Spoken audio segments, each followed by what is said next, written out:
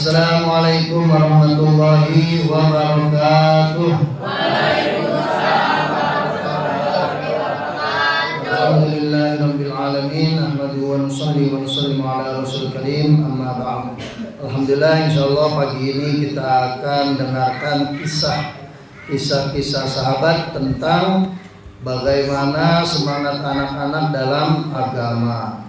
Kisah Sayyidina Ibnu Abbas radhiyallahu anhu menghafal Al-Quran ketika masih kanak-kanak. Baik, Sayyidina Abdullah bin Abbas radhiyallahu anhu. Siapa Abdullah bin Abbas? Sahabat Nabi. Anaknya siapa?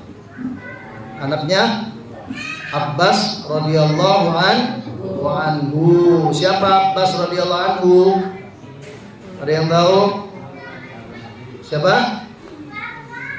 Kak, siapa? Siapa tadi kamu nyanyi? Hah? Siapa?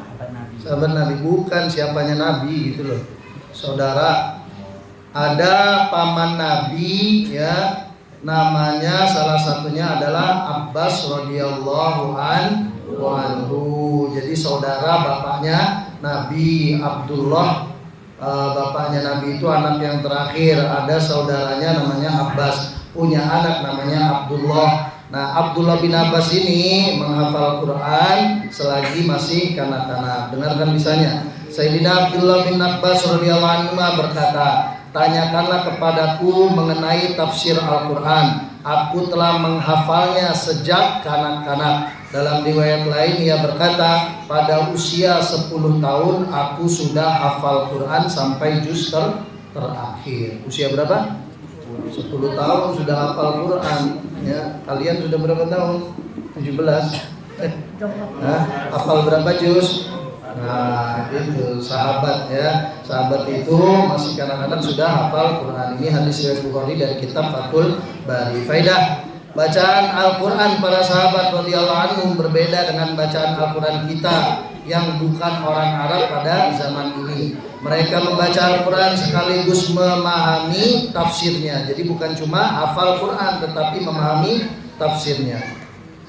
Sayyidina Ibnu Abbas radhiyallahu anhu menjadi ulama besar tafsir. Ia telah menghafal Al-Quran sejak kanak-kanak. Segala sesuatu yang dihafal sejak masa kanak-kanak tentu tertanam sangat kuat. Ia meriwayatkan hadis-hadis tentang tafsir Al-Quran lebih banyak dibandingkan sahabat lain. Sayyidina Abdullah bin Mas'ud radhiyallahu anhu berkata, Ibnu Abbas adalah ahli tafsir terbaik. Saya Abu Abdurrahman rahmatullahi alaih bercerita tentang cara para sahabat belajar Al-Quran. Ia berkata, jika para sahabat mengajarkan Al-Quran kepada kami, mereka berkata, kami belajar Al-Quran dari baginda Rasulullah SAW sebanyak 10 ayat dan kami tidak akan menambah ayat berikutnya sebelum 10 ayat tersebut benar-benar kami fahami dan kami amalkan. Ketika baginda Nabi SAW wafat, Sayyidina Ibnu Abbas radhiyallahu anhu berusia 13 tahun. Melihat usia yang semuda itu dan pengetahuannya tentang tafsir dan hadis yang telah dihasilkan, jelas itu merupakan karomah dan kenikmatan yang patut dicemburui. Sehingga di kemudian hari ia memang layak menjadi imam para ahli tafsir. Masya Allah, umur 13 tahun ketika Nabi wafat sudah menjadi ahli tafsir.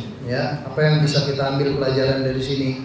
Ya, para sahabat menghafal Al-Quran dari kecil. Terus kalau menghafal Al-Quran dari kecil seperti orang menulis di batu, ya, seperti orang menulis di batu. Dia akan tertancap, mudah tertanam. Kalau orang sudah tua menghafal seperti menulis di air, nggak tahu ya. Kalau orang yang sudah berumur menghafal seperti menulis di air. Kalau nulis di air gimana kayaknya, Saka? Bisa nggak? Nggak bisa, karena ditulis A langsung hilang, ya. Ditulis B langsung hilang. Nah, tapi kalau kita menulis di batu gampang. Nah, seperti itulah perumpamannya. Kalau kalian masih muda sudah menghafal Al-Quran, maka insya Allah akan tertanam di dalam hati dan pikiran. Semua niat menghafal Al-Quran insya Allah. Insya Allah. Allah Subhanahu wa ta'ala mudahkan kita untuk menghafal dan menjaga Al-Quran. Amin ya rabbal alamin. Kita tutup dengan doa kifaratul majelis. Subhanallah wa bihamdihi Allahumma wa bihamdika asyhadu an la ilaha illa anta nastaghfiruka wa natubu ilaik. Assalamualaikum warahmatullahi wabarakatuh.